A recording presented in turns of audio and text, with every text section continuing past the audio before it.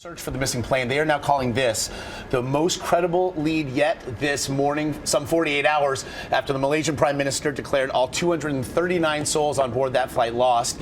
Debris now spotted in the Southern Ocean as planes and ships race to the area at this hour. We're going to go right now to ABC's David Curley. He has been on top of this from the very beginning. He's at the wall.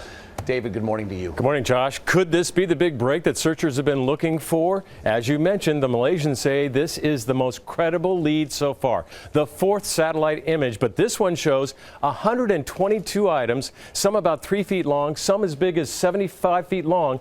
In some of the same areas, other satellites saw stuff too.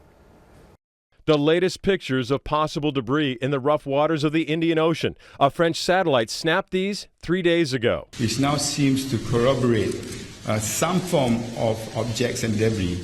And if it is confirmed to be MH370, at least then we can move on to the next phase of deep sea surveillance. But while these satellites see something, none of the ships on the water have been able to find any debris.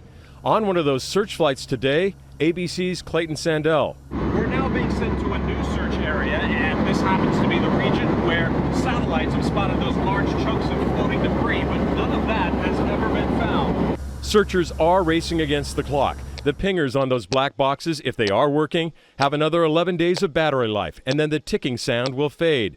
While the U.S. Navy has flown in submersible listening equipment, this towable bat-like wing device won't be on the water for days, leading our aviation consultant to wonder, why aren't submarines involved? So they have computers on board, they have very sensitive listening capabilities. They're designed to do these sorts of things. The U.S. Navy says it needs debris to track back to a smaller location to even start listening for those pingers. But we've got to get more listening capability into the area because we're racing against the clock, racing for against that battery running out on those pingers.